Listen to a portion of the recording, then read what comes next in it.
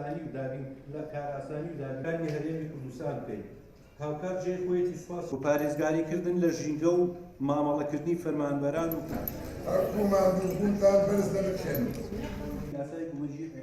ئەمیادا لەلایەن ڕێکخراوی کۆمەڵی زیانیەوە سەسپێنراوە لە سەرجەمە وڵاتانەی کە بەشدارن لە ڕێکخراوی کۆمەڵی زیانی ئەمیادە بە پیرۆز ڕادەگرێت. ئێمەش لە هەرێمی کوردستان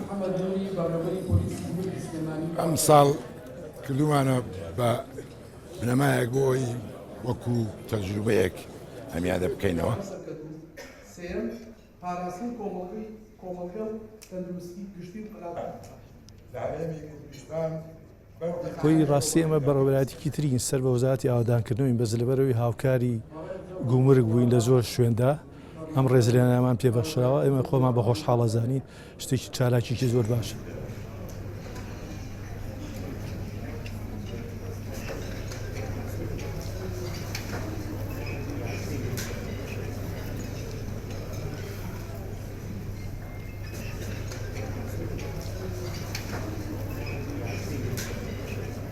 ساڵە لەوە دیدامەزرانی گومرگ لە سلێمانی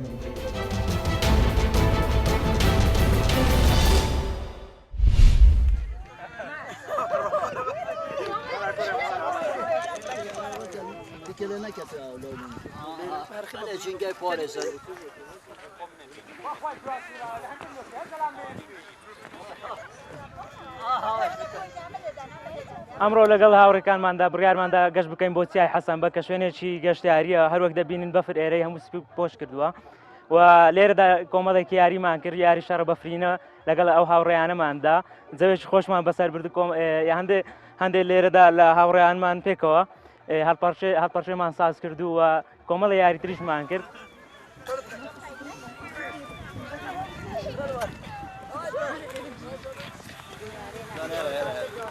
ئێرە حەسەن بەگە جێگەشت و گوزاریە بەفرێکی باش هاتووە ئەو بەفرەش باشە هەم میکروبی دەکوژی هەم بارەکەی خوش بە خوددا دەینیت بارێکی زۆر خوش دەبی ئینشەڵڵا لە دوای ئەو بەفرەی ئێدی گەشت و سەیرانەوە ئەمەش لە مەسی فاتنە بە عایلەوە لە بوو گەشت و سەیران لە بوو ناو بەفر و بۆ خۆشی.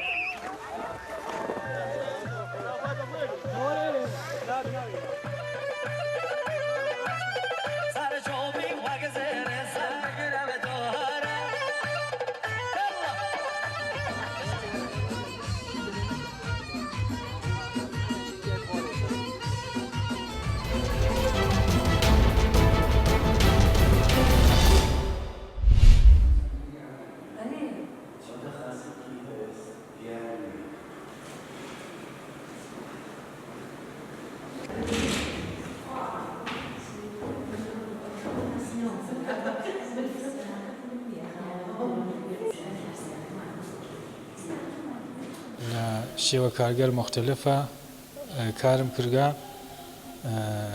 فرەتری ئەمپرسیۆنیسم ڕەئالیسم لەزەتی لێوە وەڵێ خۆ مۆدێڕن و تەجروبەگەر مۆدێڕنیش بوومە.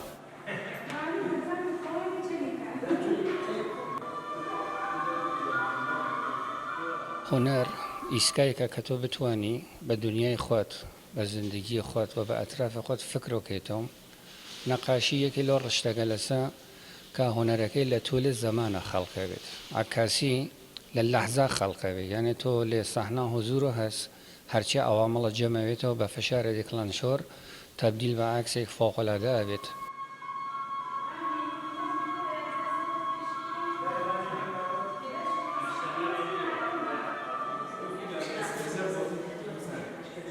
Gracias.